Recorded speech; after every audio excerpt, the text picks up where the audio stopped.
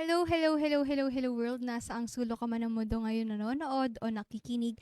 Isang magandang umaga po sa bawat isa sa inyo. Today is Friday, June 5, 2026. Sa lahat na nagdiriwang ng kaarawan sa araw na ito, happy birthday and nawa masamahan niyo po kami hanggang sa matapos ang devotion na ito in order for you to receive the fullness of God's blessings. And by the way, I'm Trina from the Sanctuary Church Committee Fellowship International. If you have any prayer request, mangyari lamang na comment niyo po dyan sa baba nang sa gayon ay maisama po sa panalangin ng ating prayer warriors.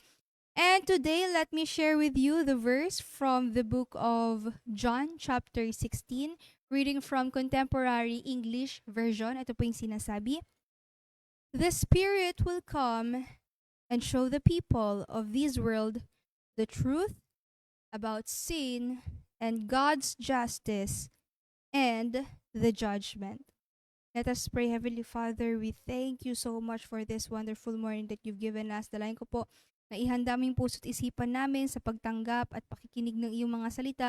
Nawa maunawaan po namin ang nais mong ituro sa bawat isa po sa amin.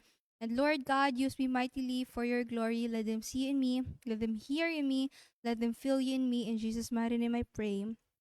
Amen and amen. So the title of this message is Awakened. Awakened. So let me ask you these questions. Are you sure that you are spiritually awake? Kasi merong mga taong physically awake, but they are spiritually asleep. So, are you spiritually awake? Are you spiritually awake and not just physically awake? Kaya let me share with you 3 powerful works of the Holy Spirit in our lives. Unang-una po riyan ay the Holy Spirit reveals the truth. The Holy Spirit reveals the truth. Ating nabasa kanina na yung Holy Spirit ay pupunta rito, mapapa sa atin, and will show us about the truth. It will show the people of this world the truth. And yung Holy Spirit, tinutulungan tayo nito upang makita yung mga bagay ayon sa perspective ng ating Panginoong Diyos. He exposes what is wrong, nia-uncover niya yung deception, nire-reveal niya yung mga lugar, sangay sa buhay natin na kinakailangan nating isuko. Because a lot of people thinks that they are doing fine, we are okay, everything is well, wala naman tayong kaaway, wala namang ginagawang masama, hindi gumagawa ng krimen, tumutulong sa mga mahihirap, tumutulong sa mga kaibigan, generous tayo. So, we may think that all is well, nothing's wrong, everything is all right, everything is fine until the Holy Spirit shines His light sa buhay natin. Kagaya na lamang kapag meron tayong pinuntahang isang kwarto na patay ang ilaw and then air-conditioned, mafe-feel natin na, wow, ang bango. Wow, ang lamig. Mukhang malinis tong kwartong ito. Not until we will turn on the light and then it will reveal to us na, ay, ba't may agyo doon? Ay, parang ang kalat yata ng mga damit. Ay, ang daming buhok sa sahig. Ay, parang, ano tong mga alikabok na to? So, di ba, ayan yung ginagawa ng Holy Spirit sa atin. When we've got the Holy Spirit, it will reveal the truth. It will shine its light sa atin na makikita natin kung ano-ano yung mga bagay na dapat nating i-improve, kinakailangan nating i-surrender, kinakailangan baguhin, kinakailangan alisin. And the Holy Spirit does not expose us to shame us, but He exposes us to change us. Remember, a heart that welcomes change, that welcomes correction, is a heart that is ready for transformation. Kaya kung meron tayong pusong handang makorek, handang magbago, ito yung pusong handa sa pagkakaroon ng totoong paglilinis at totoong pagbabago sa kanilang mga buhay. So that's the first one. The Holy Spirit reveals the truth. That's the first R, reveals the truth. Second one, the Spirit restores us to God's ways. The Spirit restores us to God's ways. So first, This Holy Spirit reveals. Second one, the Holy Spirit restores. It restores us to God's ways. Remember, Jesus said the Spirit would show the truth about God's justice or righteousness. Kasi yung Holy Spirit, it doesn't just simply point out na mali yan, mali itong ginagawa mo, but it guides us toward what is right. Tinuturuan tayo nito kung paano mamuhay ng tama, kung paano umibig, kung paano magpatawad, kung paano sundin ang ating Panginoong Hesukristo. And remember, reading from the book of Galatians, chapter 5, verses 22 to 23, there are 9 fruits of the Holy Spirit. So when we've got the Holy Spirit, it will make us loving, happy, peaceful, patient, kind, good, faithful, gentle, and self-controlled. So these are the 9 fruits of the Holy Spirit kasi there's no law against behaving in any of these ways. Kaya when we've got the Holy Spirit, magmamanifest sa atin itong 9 fruits of the Holy Spirit. People will be able to see these things, these characteristics, these godlike attitudes sa bawat isa po sa atin. Kaya when we've received the Holy Spirit, makita nila ito na hindi lang sa atin, hindi natin sinasabi na mabait ako, but other people will say, oh, that person is really kind. That person has really a strong self-control, very patient, very loving, na kahit anong pinagdadaanan, meron pa ring joy na nakikita sa kanya.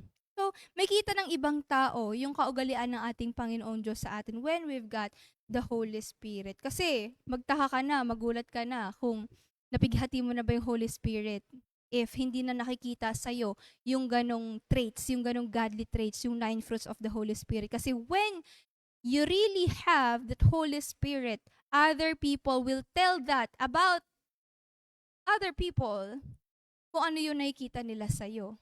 Kasi kapag nakita nila, ay naku, mainitan ng ulo niyan. Ay naku, yan, sama ugali niyan. Mukha lang banal yan, pero kapag wala yan sa simbahan, kung ano-anong sinasabi niyan, kung ano-anong ginagawa niyan, kung sino-sinong inaaway niyan, kung sino-sino yung pinagsasalitaan niyan ng hindi magaganda. So, when other people doesn't see those 9 fruits of the Holy Spirit in us, that would be the time that we must seek to God's revival sa bawat isa po sa atin. And alam niyo po ba, yung Holy Spirit parang GPS din yan. It doesn't tell you that you're off. Of course, na hindi yan sasabihin, hoy, mali ka.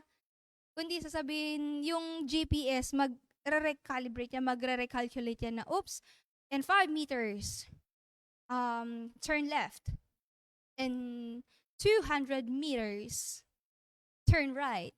So, kapag lumampas ka ng kaunti, either mag-U-turn ka, or either gagawa ng paraan si GPS upang makabalik ka sa tamang landas. So, that's what the Holy Spirit does.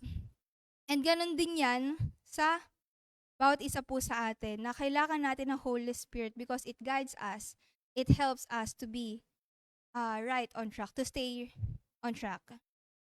And instead of resisting conviction, kailangan nating rumesponde ng merong pagsunod.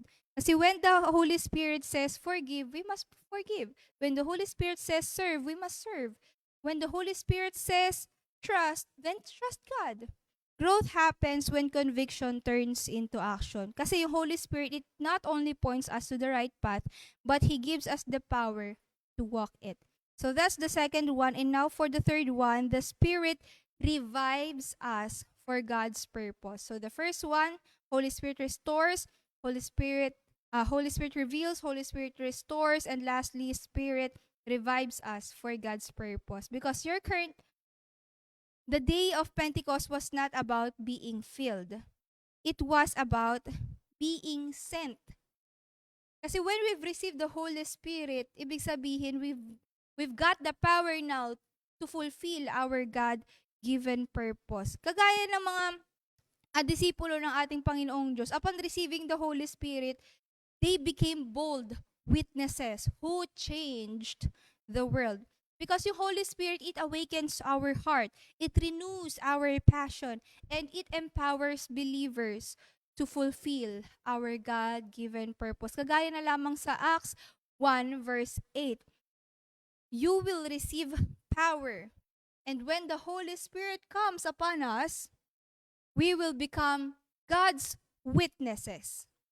Kaya importante na maklaim natin yung Holy Spirit na ating Panginoong Diyos because it will give us power to speak boldly the gospel, to share our testimony proudly, and to introduce God with other people. Kasi hindi lang tayo nangangailangan sa ating Panginoong Diyos. Yung Holy Spirit parang smartphone din yan, na kapag low-bat, tayo parang smartphone. Na kapag wala Holy Spirit, kapag low-bat, we cannot use our power. We cannot be of use. Diba? Kaya yung smartphone, useless yan kapag yung dead yung battery.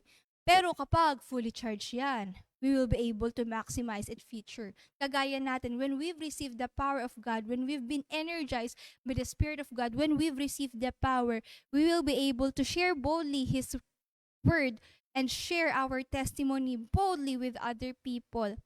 And that will be the time that they will be able to see God in us. The way we present ourselves, they will be able to hear God in us. The way we speak His good news. The way we speak about our testimony proudly. The way we sing praises to our God. And they will be able to feel God in us. Sa pamamagitan lamang na makikipagsalamuha atin, sa tuwing nakakasama nila tayo, when we pray for them. Yeah, we must have the Holy Spirit and we must ask for a fresh feeling of His Spirit. Kaya we must be awake spiritually because true awakening begins when God opens our eyes and changes our hearts. Again, true awakening begins when God opens our eyes and changes our hearts. When we've got the Holy Spirit, mamumulat ang ating spiritual eyes, makita natin na a lot of people needs God. These people are crying for help. That's why I need to fulfill my God-given purpose. Hindi lang ako'y nakakailangan sa Diyos, kailangan niya ang ating Panginoong Diyos, kailangan ng magulang mo ang ating Panginoong Diyos, kailangan ng mga katrabaho natin ang ating Panginoong Diyos, kailangan ng mga kaklase mo ang ating Panginoong Diyos. When God opens our spiritual eyes, we will be able to see those things. We will be able to hear those silent cries for help, those people around us. Yeah, the outpouring of the Holy Spirit is more than a spiritual event. It is God's ongoing work in our lives. The Holy Spirit, again, reveals the truth, restores us to God's ways, and revives us for God's purpose. Kasi kapag ni-welcome natin wholeheartedly yung gawa ng ating Panginoong Diyos, we will be able to experience true transformation. Magbabago yung puso natin, lalakas yung pananampalataya natin, and our lives will become a testimony of God's power. Kaya magkaisa po tayo sa ating prayer focus. Pray for conviction rooted in love that leads us to true repentance and transformation. And pray for neighbors that God will clear away every spiritual blindness so they may see His goodness. Let us pray. Heavenly Father, maraming salamat po sa mensahe mo po sa amin. I know we need a fresh anointing from you. We need a revival na marahil marami sa amin yung umati na lang ng simba pero spiritually asleep. Kaya let there be awakening sa bawat isa po sa amin and sa mga hindi pa nakaka-receive ng Holy Spirit. Nawa mag-desire po sila na patanggap ang Holy Spirit mo kasi it will help us understand your words, your ways, yung mga itinuturo mo po sa amin. It will give us knowledge, wisdom, and alam namin magmamanifest yung 9 fruits of the Holy Spirit when we've received this. And you will give us power to share your gospel boldly with other people. Nang sa gayon, mas marami po kaming makasama sa paglilingkod sa inyo and maging kapartner namin for the worldwide revival. And I'd also like to pray sa mga kapitbahay po namin na itanggalin na po yung veil sa kanilang mga mata Nang sa gayon, makita po nila yung pagkilos mo sa buhay nila, maramdaman po nila na there are people reaching out to them to win their soul for you, oh God. And nawa makita nila yung kapangyarihan mo. And we'd also like to pray for Raven Flores. Nabigyan mo po siya ng kalakasan sa pakikipaglaban sa kidney disease, comfort po sa kanyang anxiety, pati sa family, and provision po sa kanila. Lord God, you are the God that heals. By your stripes, we are healed. That's why we are claiming the healing. And nawa, sa gagawin mo po, let your will be done. And kung saan higit na mapupurihan ng pangalan mo, siya nawa ang mangyari. And Lord, ingatan mo po yung bawat isang papasok sa trabaho, sa eskwelahan. Cover us with your precious blood. Maging effective ambassador po kami. In Jesus' name, amen and amen. And sa bawat isang tumutok, subaybay, maraming salamat po. Good morning, good morning, good morning. Have a great day ahead. Jesus loves you. Bye-bye. God bless us all. Take care.